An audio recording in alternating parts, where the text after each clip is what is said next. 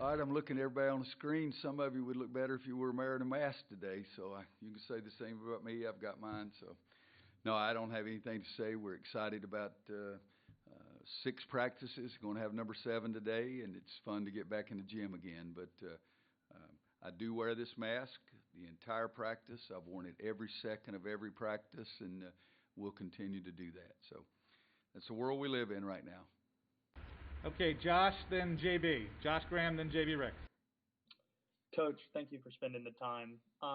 With the amount of freshmen that you're going to be relying on this year, in what ways do you think you're going to have to adapt your style to the personnel that you have? You sort of cut out there. Did you say relying on freshmen? Is that what the question was, Josh? You're relying on freshmen, but okay. In what ways are you going to have to adapt your style to the personnel? Okay. Well, I think the way we've done it every year is try to go slower the more freshmen we have, try to accelerate it, make it much more competitive. The older we are, we've had it, this is this 17 or 18? 18. 18, okay. So in 18 years at one spot, we've had everything you can possibly have. But I do believe when you have freshmen, you got to go a little slower, push them, and then put your arm around them, push them, and then put your arm around them. We've had teams before that almost everyone coming back was a veteran, and we pushed those guys a little harder and they'd go faster. But you also have to be able to make your adjustments every day because you get information every day about what's going on. JB, then Andrew. Hey, Coach. JB Ricks here from Spectrum News 1. Thanks so much for taking out the time. Good to see you again.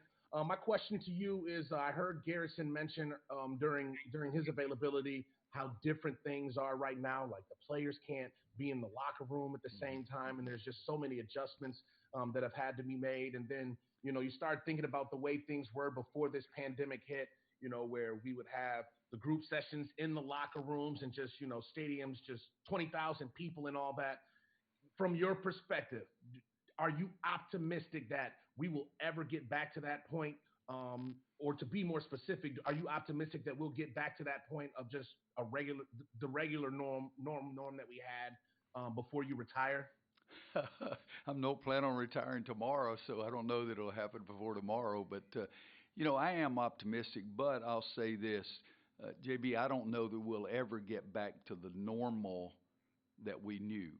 And I think, because we don't know how effective the vaccine is going to be. We don't know how long it's going to be around. We don't know that 5 years from now that we'll look down the road and think of this virus as similar to what the flu has been. I don't know that information, but my gut feeling is that we're not going to get back to, quote, that normal for several years. I really don't see that. What we're doing, I think, is fantastic. I mean, guys, every coach on my staff wears a mask the entire practice. Some coaches are going to be uncomfortable wearing coaches during a game. I'm not one of those. I'm going to wear a mask during a game. And so to me, it's the adjustments that we have to make by being more intelligent that we can have a safer world. I loved the old normal. I'm going to figure out a way to love this normal as well. Yes, the press conferences with all of you guys here, I bet you it seems to go smoother and I would be out of here quicker, so I would like that part as well.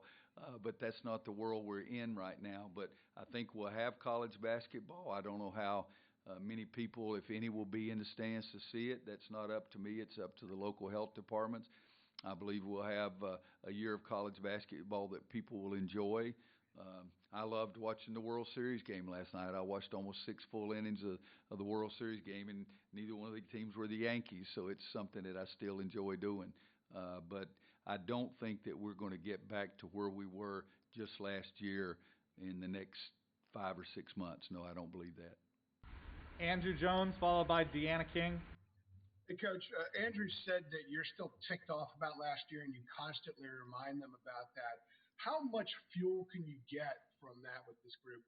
We'll find out, Andrew, and I do remind them because you just think 6 games we lost where the other team had the last shot and they made all 6. 3 games we lost where we didn't get a box out, and nobody in the history of college basketball has emphasized boxing out more than I do. So when we have 2 possessions in a row in practice last Friday when we don't box out, you darn right, I went absolutely stone dead crazy, and they better expect that until they change their behavior. Are you pleased in any way with how the returning guys have responded to that? Yeah, but I'm really, frankly, my dear, I don't care.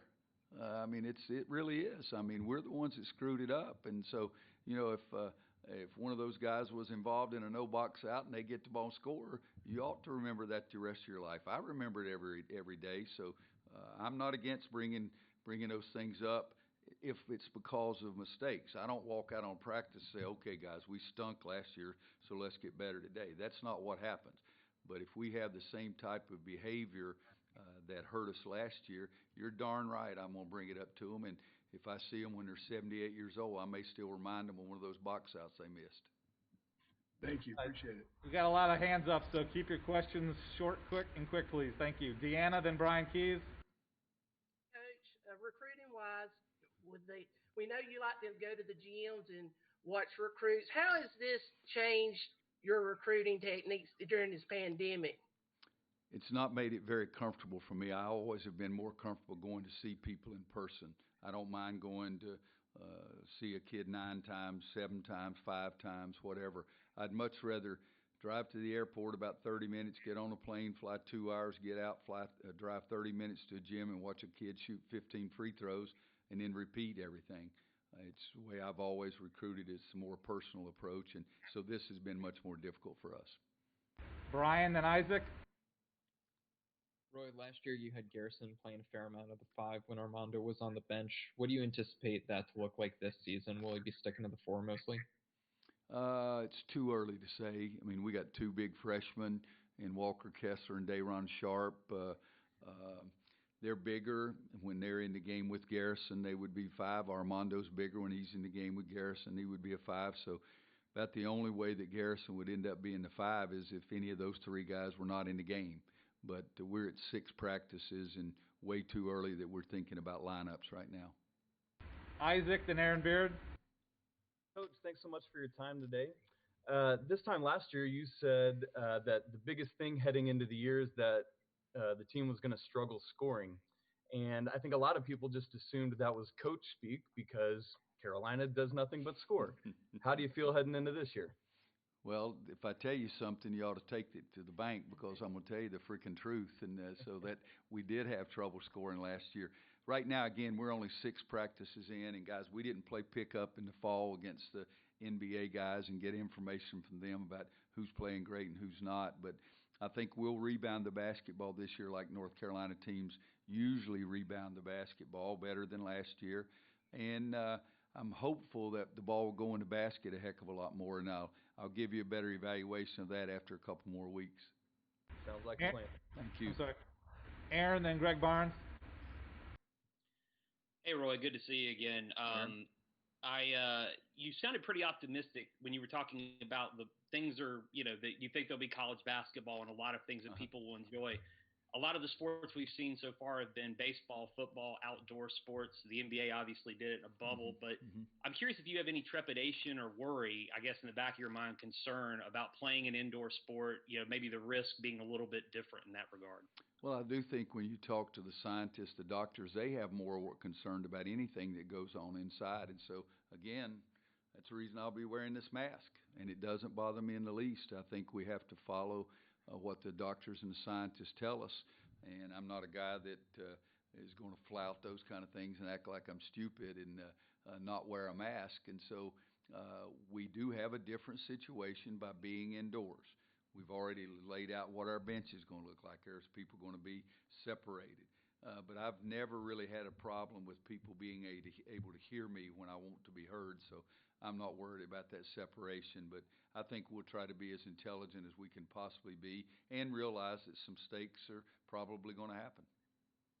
I can attest to that. Greg, then David Teal.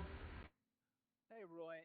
Leaky's been injured, really, dealt with injuries throughout his career. How does he look now, and kind of what does a healthy Leaky provide for you this year? Well, a healthy Leaky Black makes us a heck of a lot better basketball team, and that's what we need. And you're right, he hasn't really been healthy for long stretches ever since he got here. we're into practice 6 days, as I said. I think today's the 7th. It could have been 7th. No, I'm pretty sure today's the 7th. But we need him to be healthy. He and Garrison and Armando and Andrew Playtech all played significant minutes last year, and they've got to be better. And we need them to make fewer mistakes, make more of the positive plays. But when Leaky is healthy, and what I've seen so far in our practice situation, and we've been careful with him in practice, when he's healthy, he is a big-time player, and that's what we really need him to be. David Teal, then Kiera. Roy, you mentioned rebounding earlier. Armando averaged about 8 and 24 minutes a game last season as a freshman. How would you evaluate his first year and what you have seen thus far? Rebounding-wise, he was okay last year. The biggest problem he had was finishing plays around the basket and staying out of foul trouble and staying out of the little nagging injuries. He's got to finish plays around the goal, and he's doing that much better than he is this year. With he and Garrison and Dayron and Walker Kessler and Walker Miller, there's some competition going on in practice every day, and I think he's better, and he needs to be better. When you go from freshman to sophomore, a lot of times that's a big-time jump, and we need Armando to do that. And it's competitive around that rim right now, unlike what we've had the last couple of years. Kiera, then Brendan. Hey, Coach. Usually every year you have your person, the team member that always speaks for you when you're not there. I know you're only 6 practices in, but have you found your go-to guy yet? Oh, there's no question in my mind Garrison is the guy that I talk to about the team and get him to respond what he thinks is best for the team. And he's the one, if I ask, okay, what do you think? Garrison is the first person that I ask. Garrison and Andrew are both seniors and have been through it all. So those, and Walker Miller, KJ and Ryan, I guess that's 5 guys that we have that are seniors. I think that's it. But all of those guys a little bit, but no question it's Garrison right now. Brendan, then CL. Hey, Coach. Thanks for taking the time. Good to see you again. Just wondering if you could provide us with an update on Anthony Harris's rehab and sort of when he is fully healthy and ready to go, what you foresee his role being in the backcourt mix. Okay, he hasn't been released to be completely in practice. He's done some dummy things, meaning no competition, no one-on-one, no 5-on-5. But I think he's a few weeks away from being released. Last year he gave us enough to get us excited about what he could do and played those either 4 games or maybe his 5 games is all he played. He's a kid that comes up with the loose ball, comes up with the rebound, comes up with the steal, makes the shot that you don't think he's going to make, and so that would be helpful to us. But it'll be, and I do believe it's weeks, not months, before he'll be able to get into full practice. So still to be determined if he'd be ready for the start of the season then? Yeah. Thank you. CL, then Ross. Hey, Coach. I was wondering if you could kind of tell me what kind of point guard you feel like Caleb Love is. We've seen you have guys who are kind of big scoring point guards. We've seen the pass first kind of guys. Where do you feel like Caleb falls in? Well, if I were to just use those 2 categories, I would say he's a scoring point guard after 6 practices. But guys, again, we didn't have any pickup games in the fall, and I usually get so much information from our NBA guys, and we didn't watch them play pickup in the fall. So for us, I don't have as much information about a kid as I might have after 6 practices, but he is a big-time scorer. He's an attacker. I do believe he looks to pass and understands that that's part of the role. But if I had to put him in a Kendall Marshall or a Ty Lawson category of being more aggressive scoring the ball, that's who he would be. Ross and Ryan Wilcox. Hey, Coach, I'm going to ask about the freshman, even though you haven't seen him that much, but is there anything that surprises you about one of the 6 scholarship freshmen so far? Oh, I think there's 100 things that surprise us in a positive way and in a negative way, too. When freshmen first start practice, you think, God almighty, he can't do that, or he doesn't know how to do this, or you have that, and then you also have something that you'll say, oh, boy, he may be a little better than we thought. But that's a question I could talk about each one of them for the next 5 minutes. But I think they're all working hard. We need them to stay healthy and not miss any time right now is the biggest thing. I think that One of the things the freshmen are bringing us are two things. One, the big guys can get to the board and rebound the ball and defend around the rim and score. And then I think our perimeter players can score too. And needless to say, the way we had a difficult time putting the ball in the basket last year, something we cannot repeat. All right, we have 5 questions left. Ryan, then Jasmine, Greg Hall, Art Chansky, and Alyssa Ray. Those are the 5. Ryan, then Jasmine. Coach, you talked about the mistakes the guys were making last season. The players talked about it, but I'm curious what sort of positives you think you guys can take from last year and use to build on this year. The positive is how pissed off it made me all summer. And our guys didn't enjoy it. I used that word my wife doesn't like me to use, but I'm hungry. I did not enjoy that. It's not something that was fun. So I'm hopeful that the hunger and the motivation, our players will feel it the same way. But we have great kids, and it was not a fun year for us. It was not a normal year that North Carolina has. It's the first losing season our entire staff had ever had, and so for us it was not something enjoyable. But I've said 3 things. We had people getting hurt every time I turned around. I didn't even know who was going to practice till an hour before practice most of the time. I didn't do as good a job of coaching as I wanted to do, and they didn't do as good a job of following what we asked them to do. And so you can't just snap your fingers and change things, but you can focus on this year and try to do everything to the best of your ability every single possession. Jasmine, then Gregory Hall. Hey, thanks for taking the time. So my question kind of builds off of that, and it's more so about your approach to using last season as a tool for your team. So is it different the way you use it with the new guys versus the existing guys? And is there any particular reason for that? And then can you describe the sticker you have on your shirt? Okay. Yeah, I think, you can't jump on the freshmen for no box out and be mad about last year, Coach. They weren't here. But the veterans, if I'm still saying the same things now that I said last year, that does upset me a great deal. And the freshmen, I tell them, you just have to live with it, but be intelligent. Learn that you don't want me screaming at you or anything like that, so don't make the same mistakes that other people are making. And but come on now. We've had 7 practices, and I've only gone crazy one time in 7 practices. It's not like I get out there and say, okay, everybody on the end line, remember last year. Okay, everybody shoot 1 free throw, remember last year. Everybody go to the bathroom, let's remember last year. I mean, that's not what it is.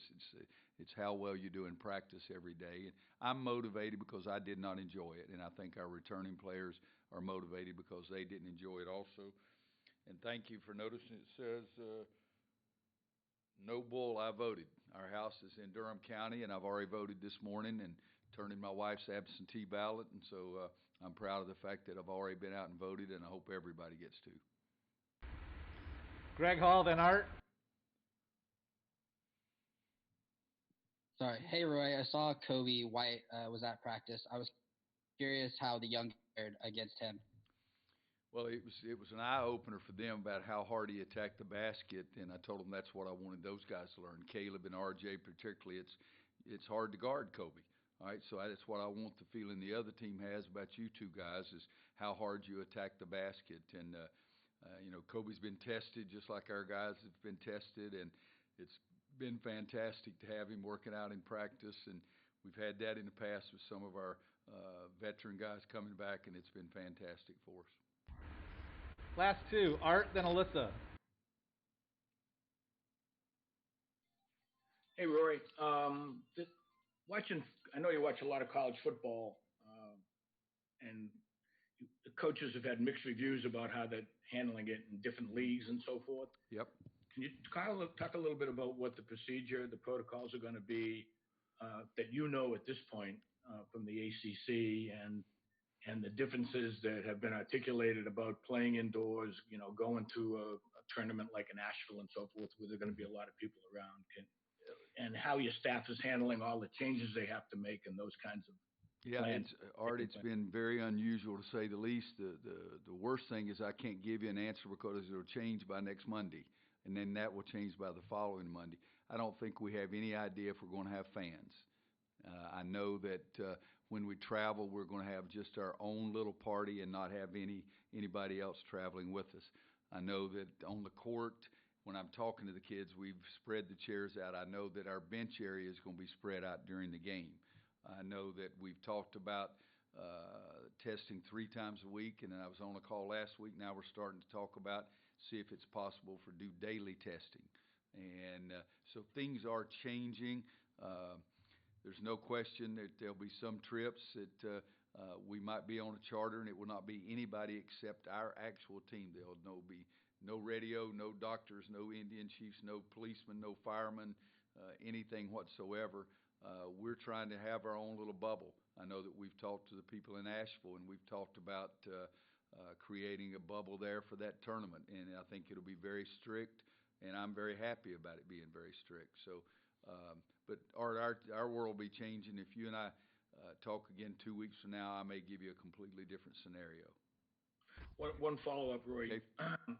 One follow-up. The football coaches said that they talked a lot to each other before the protocols were set on. Have you talked to among the ACC coaches, and have you all decided to do anything together? If you're all going to wear masks, that kind of stuff.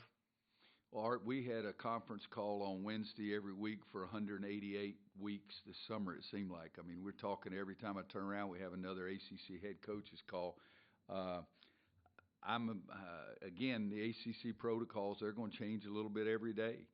But I'm going to wear a mask, period, the end. I don't care what anybody else does. Well, I care, but I know I can only control myself. I'm going to wear a mask. And we have had conversations about testing. We've had conversations about a chip in your practice gear. We've had conversations of how we travel. We've had conversations of your pro guys coming in. Are you going to allow them to be in your gym, or do they have to go in another gym? I mean, we really have Wednesday almost every single week the whole summer we talked. Thanks, Coach. Thank you. Last question, Alyssa. Coach, what was your reaction to the Maui Invitational being moved to Asheville, and what are the benefits of opening up in a tournament like that?